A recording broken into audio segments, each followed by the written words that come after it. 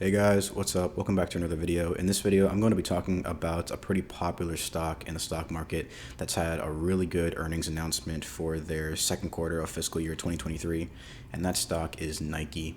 And as we can see right here, their stock is down around 15% over the last year, while the S&P 500 is down around 8%. So they are underperforming the market over the last year.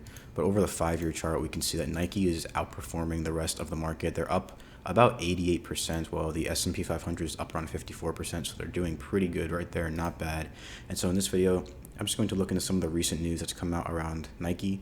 I'm going to look into their financial statements, and then lastly, figure out the intrinsic value per share for the company to know if this is a good price to buy into the stock from a value investing perspective. And then wait till the end of the video when I compare Nike against the other two companies we've covered in the last two videos to see which one of those companies is a better investment in terms of ranking against each other. And so right here, we can see from this article, basically over the last year, Nike's Jordan brand that they have with Michael Jordan ended up hitting record revenue numbers. Michael Jordan, as we can see right here from this brand deal, earns around 5% of his licensing deal with Nike. So whatever Nike makes from their Jordan brand, Michael Jordan pockets 5% of that. And as we can see right here, Nike's Jordan brand in fiscal year 2022 brought in $5.1 billion.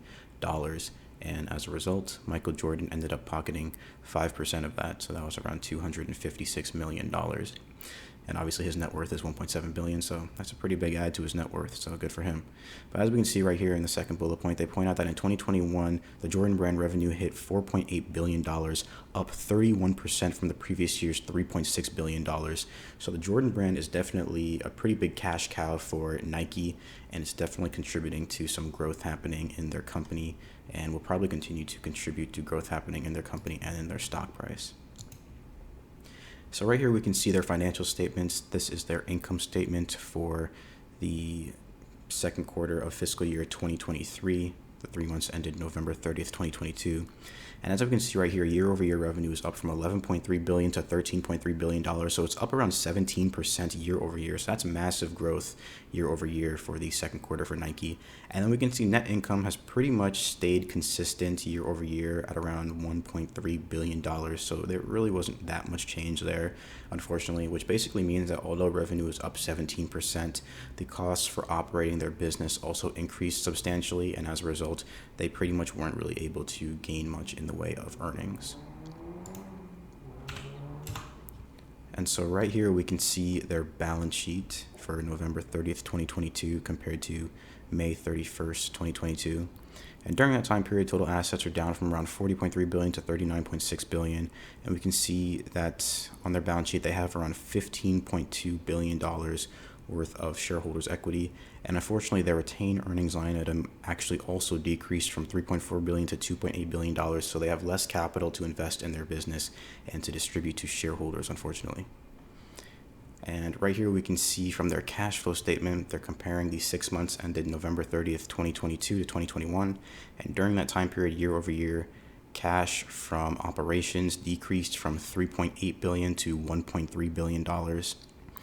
And we can also see mainly that came from an increase in inventory. So they spent a lot of money on inventory, and that decreased their cash flow from operations.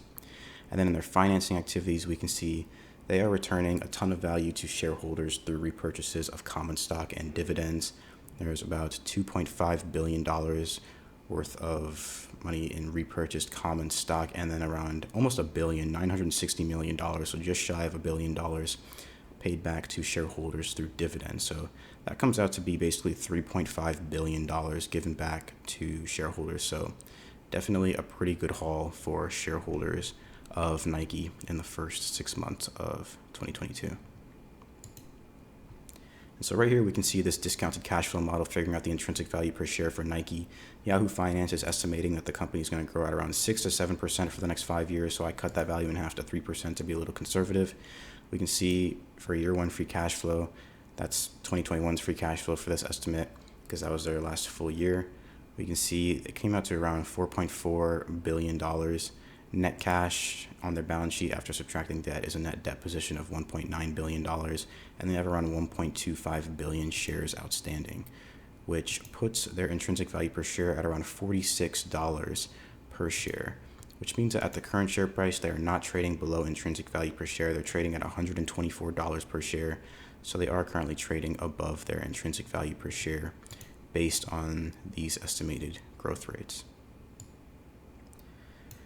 And so on the right-hand side here, we can see their competitor analysis. I'm comparing them to Lululemon and Under Armour, two of their biggest competitors. And across the board, we can see that it looks like Lululemon has the highest financial ratios here, beating out Nike's gross and net profit margins and return on assets. In terms of PE ratio, Nike unfortunately has the highest one, which could mean two things. It could mean that investors are predicting that Nike is going to grow a lot in the future, and so they're sort of pricing that growth into the stock right now. But it could also mean that Nike is currently overpriced relative to obviously the other sports apparel companies that they're competing against. And lastly, we can see that Nike is the only stock out of the three that pays a dividend. And in their most recent full year, they paid a dividend of $1.19 per share. Lululemon and Under Armour did not pay a dividend. So in terms of a competitor analysis, it looks like Lululemon would probably be the buy simply because they have better efficiency and they're also not trading at as high of a PE ratio as Nike. Even though Under Armour's is the lowest, they have also pretty low profit margins. So it looks like Lululemon is dominating this competitor analysis from a financial ratio perspective. But then we can also see from the intrinsic value analysis that Nike is currently not trading below intrinsic value per share based on these estimated growth rates of around 6 to 3% per year. And so lastly, to end the video off, I just want to compare Nike to the last two companies we talked about in the last two videos, Adobe and Accenture. Obviously, I want to preface this by saying these companies are competing in completely different industries, so obviously they're going to have different profit margins, but the goal of this comparison, contrary to the industry analysis, is to gain a better understanding of how the companies we've been talking about in the videos rank against each other, so we can know from like a bird's eye view perspective which one we would prefer to invest in from a value investing perspective. And so right here, I'm comparing them based on their share price to intrinsic value. Accenture was trading at the best price relative to intrinsic value. They were only trading at 1.25 times their intrinsic value per share.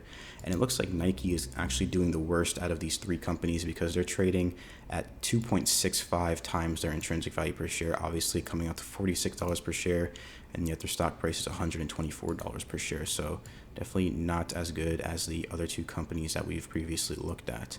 In terms of growth rate, we can see that Nike had the lowest growth rate out of the three companies, so that's also probably not that good of a sign, especially considering that their stock was not trading below intrinsic value per share. And then further on the right hand side here, we can see that in terms of gross profitability, Nike actually came in second. They didn't come in last place like they did in the last two comparisons. They came in second ahead of Accenture with their 46% gross profit margin and their 12% net profit margin.